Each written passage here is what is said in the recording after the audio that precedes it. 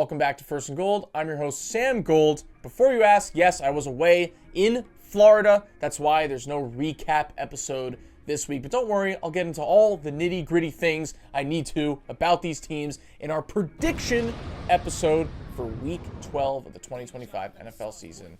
Here we go. Let's start with Thursday Night Football. Bills-Texans, great uniform matchup because the Texans are bringing back the all-red alternates. Gotta love it. And honestly, this is a huge game for the Texans season. They were able to scrape out a couple wins with Davis Mills, but hopefully they'll become a little more watchable now that CJ Stroud should be back tomorrow night. And man, it's going to be a tough uphill battle as the Bills really showed out against the Bucs last week. Josh Allen had 6 total touchdowns, 3 rushing, 3 receiving. The third time in NFL history that happened.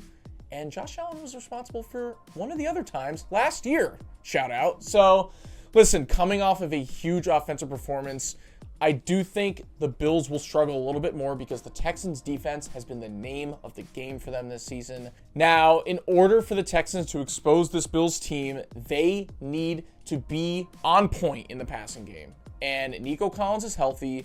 And I just think in order for the Bills to shut down this passing game, they have to get a pass rush. So I'm looking at Joey Bosa in this one to hopefully get a few sacks. But we'll see. It's going to be close. But I am going to pick the Bills to unfortunately beat the Texans and hurt their chances of making the playoffs from a score of 31-24.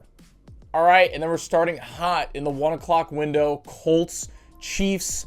Now, I'm a Chiefs fan, as you guys know. There's a lot to say about this team. But check out in a couple days, I am going to post a full video about how the Chiefs have been this season and really diving deep into my feelings about the team. So this is going to be a little bit more quick. Do I think the Chiefs have a high chance of making the playoffs at this point? No, I do not. Do I think that this is literally the last breath for them to have this season, to have any hope? Yes. They're at home for the first time since Monday Night Football against the Commanders. I really just don't see a way that this front seven stops both Jonathan Taylor in the running game. And then even if we get a pass rush, I think Daniel Jones has the skill and the talent to take off running in this game. So it's going to be very hard to contain this team, and we might have to get into a shootout against this team. So honestly, with that being said, do I think the offense can bounce back even a little bit? Maybe, but the Colts right now are just better coached, more talented, honestly hungrier because they're going for the 1 seed. So it pains me to say this, but I truly think that the Chiefs are going to lose this game, go to 5-6 by a score of 27-20. And then Seahawks, Titans. Shout out Jake Bobo for winning this game in the final minutes 2 years ago in Tennessee. But we're back. The Seahawks are by far and away the better team. This is my lock of the week. I don't care that Sam Darnold threw 4 picks. I mean, I do in the long terms of things. But for this game, I don't care that he threw 4 picks last week. The Seattle defense is going to shut this team down so much that I'm picking this final score to be 27-3 Seahawks. All right, uniform matchup of the week, Packers-Vikings. I love when the Vikings go to Lambeau. It always looks great. The Packers have to guarantee that Josh Jacobs is healthy for this game. He's day-to-day right now with a knee injury, and I do know, at least with the Vikings, something you could count on is their defense taking advantage of someone like Josh Jacobs being out. Now, the Packers have been super shaky. They were lucky enough to get a win against the Giants last week. Christian Watson had like his 1 good game out of 3 he has every single season. So we'll see who's able to step up on offense for this team against a pretty solid Vikings defense that made a close comeback against the Bears last week. But as shaky as Jordan Love has been, JJ McCarthy has been even shakier. I do not trust that team at all. I like the Vikings, but I have to go with the Packers here at home in a close one, 26-19. All right, and then for some reason, I don't feel like I've ever seen the Jets go to Baltimore, even though it happens at least every 6 years. But here we are. And by they, I mean the Ravens, they completely sneaked out of Cleveland with a pretty ugly win where they were just toying with their food the entire first half. But that whole game, I was not worried at all. I knew Lamar Jackson was going to come out and win it.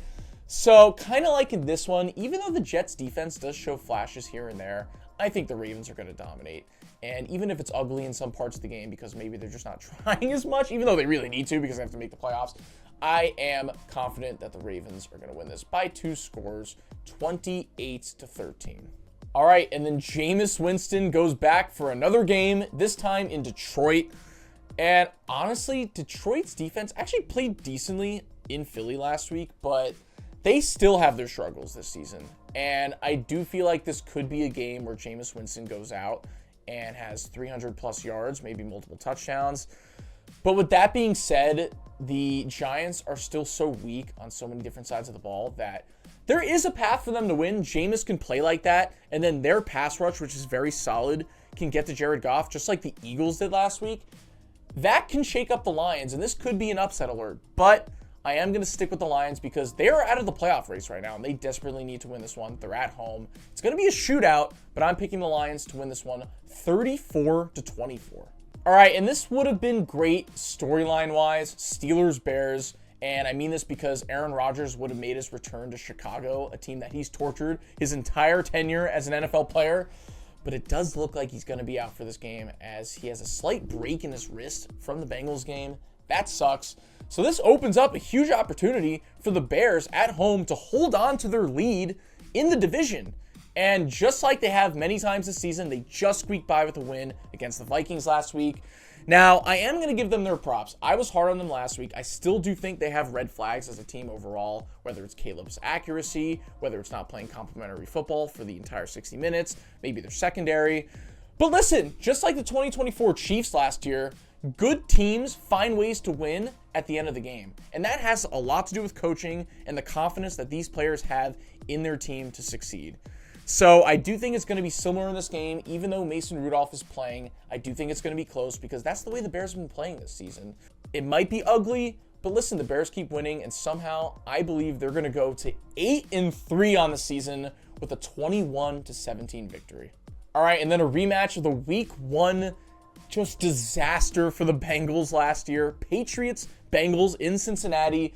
But this time, like, we all know what's going to happen. The Patriots are going to win. I don't care if Joe Flacco is a good game. Drake May is an MVP candidate this year. This one's very simple. I'm picking the Patriots to win this one 30-17. The only reason people are sitting down and watching this is because Shedeur Sanders is finally getting his first full start in the NFL. Last week, he was 4 of 16 and a pick. That's not good, but this time he'll actually have a full week to prepare against a bad defense. So listen, maybe he shows some flashes. I am, however, going to pick the Raiders to win this one in a pretty ugly, close game, 19-16. I don't know why, but there's just no way this game is real. I don't know if there's actual fans in the stands for this one, but we have Jags at Cardinals. Dare I say this is my upset alert of the week, which is insane to say coming off of a 35-6 victory against a playoff team, which the Jaguars just had against the Chargers. But I don't know. Like, for some reason, I cannot trust this team. I can't get a grasp on what their identity is. Now, last week, they did something I haven't really done all season, which is just ground and pound, something a Liam Cohen-led team doesn't usually do too often. And they did that against Jim Harbaugh, which their identity is usually that. So I don't know why. This is probably not great analysis, but for whatever reason, I'm going to pick the Cardinals to upset the Jaguars in overtime, 29-23. All right, and this is one of the games of the week. Eagles at Cowboys. The first time the Eagles are wearing their Kelly Green uniforms on the roads. That's going to look pretty cool. But listen, this is going to be a nice test for the Eagles because their defense, first of all, played phenomenally against the Lions last week. Their front seven was absolutely dominant. And I think that if the Cowboys can continue putting up the points they've been putting up, even against this defense, this will finally test the Eagles to kind of bring out more of an aggressive offensive game plan. Now, they've done it a couple times this season, and it's worked. So I do have confidence in the Eagles that if they have to get in a shootout, it's going to happen. But the Eagles are so well-rounded that even though the Cowboys have so many scary elements of this team, specifically in their offense, I really do think that the Eagles are going to end up pulling this one out. I actually have a lot of confidence in Jalen Hurts in big games and big situations on the road. So it's going to be close. It's going to be fun, but I am going to pick the Eagles to win this game 33-24. And then I'm not sure why they put this on the 425 slot, but Falcons at Saints. And are the Falcons the best 3-7 team? Or should I say the most talented 3-7 team ever? Because they have so many players where it's like they're very fun to watch at times. And you feel like they should be piecing it together more, but it really comes down to the coaching and the fact that they blow so many situational plays in these games that it makes me want to pick the Saints in this one. But I do think, just for the sanity of Falcons fans, I am going to go ahead and pick them to win this game 24-20. And then Sunday Night Football, this is the game of the week. Bucks at Rams. Now, I do believe that the Rams right now are the most well-rounded team in the NFL, both coaching, both defensively, and their quarterback play right now. They're very talented. It seems like in a league, in a season where things are so unpredictable, they're one of the few teams you can really trust week in and week out. Their 2 losses this season have been very close against good teams. So it really does feel like all signs are pointing to the Rams winning this game at home in primetime. But man, I mean, if Bucky Irving is back, pair him with Sean Tucker, who, you know, they finally found an explosive running game in Buffalo last week without Bucky. So if they can continue to rely on that, even though the Rams are very solid, I do think it's going to be close. Baker Mayfield needs to play at his top A game. I mean, if they lose this one, they're going to be 6-5. Now, luckily, their division is one of the easier ones to win. So I'm not panicking yet if the Bucks lose this game, but it's been kind of a little bit of a drought here in the middle of the season. But man, it's really hard for me to pick against the Rams right now. Like, I'm so confident in Matt Stafford. He's leading, hopefully, an MVP candidacy right now. So honestly, I'm going to pick the Rams to win this game. It's going to be really close, 27-24. And then finally, Panthers at 49ers. And saying this on November 19th, this is a battle of 2 winning records. The Panthers have a better record than the Chiefs right now, and they have a tough uphill climb coming off of a big victory where Bryce Young had 448 passing yards and 3 touchdowns, no turnovers. That's the highest yardage amount of any Panthers quarterback in Panthers history. So I do feel like he's going to fall back down to earth. I think the coaching is still a little bit different between Shanahan and Dave Canales.